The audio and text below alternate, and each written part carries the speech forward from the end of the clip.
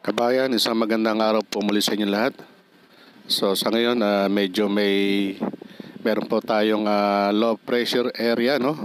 Dito po sa Philippine Area of Responsibilities at meron po tayong bagyo ngayon, bagyong Krising.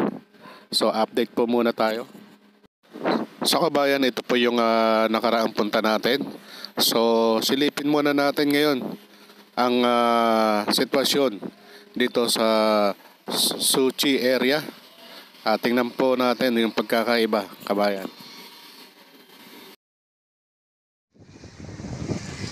So once again, welcome back po sa ating munting channel, Rabitor TV po. Kamusta po kayo? So update po tayo rito sa Suchi, no? Suchi building, no? Suchi boundary, no? Suchi area na kung saan tastas na yung bubong nito, no? Dahil po sa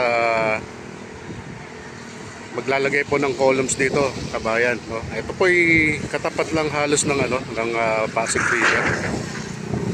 Ayan. So gagawa po sila ng column diyan, ng poste patawid dun sa lugar ng Pandakan. Ayan. So makikita nyo rito may boundary. Ganyan lamang po yung gagawin ng NLEX SLEX Connector Road. Yan po sila maglalagay ng pile, no, ng poste. Ayan. So ito po yung Suchi area, kabayan. So ito yung going to Santa Mesa. Ayan.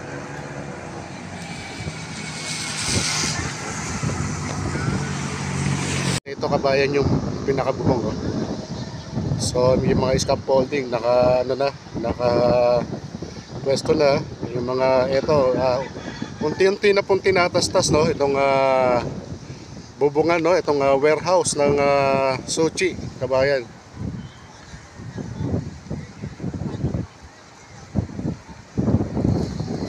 So today, isang maulan na araw sa inyong lahat.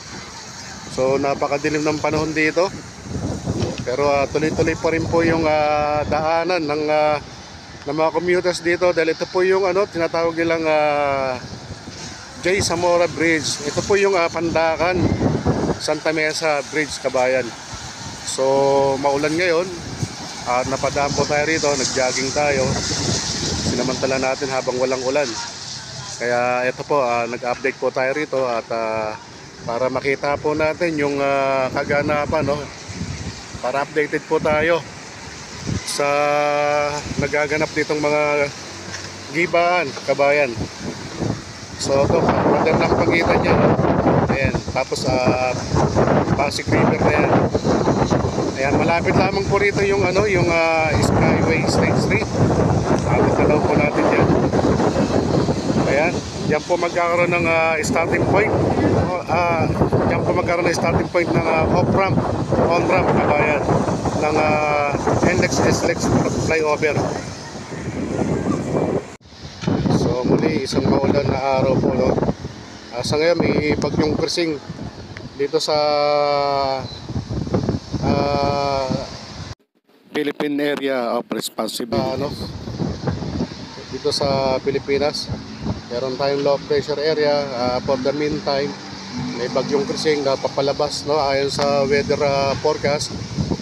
Papalabas po mamaya itong bagyong Krising dito sa bansang Pilipinas. So pansin niyo po rito, kabayan, no?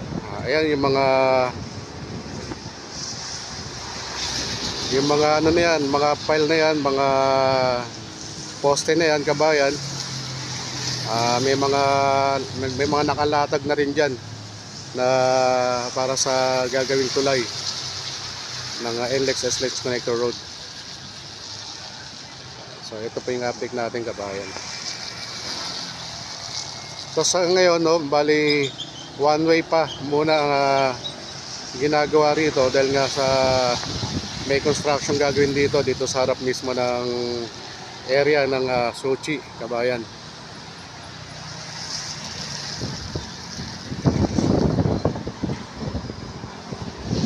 So ito yung warehouse ng ng sushi.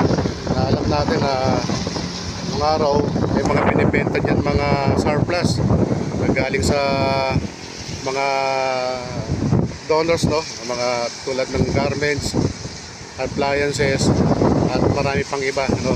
So dinadagsa din to nung araw, kaya mapapansin nyo rito, no? Ay may mga cabinet yan, parang ano to yung sa Caritas na tinatawag, yung mga donation, tapos binibenta po nila ng mura yan, yung mga yan. Marami rito mabibili. Ewan ko lang ngayon, no? Wala po tayong update ngayon. Hanggang sa ngayon nagbibenta pa rin sila ng mga surplus. So grabe, nagdidilim na naman. So nagbabadya na naman, malakas na ulan to.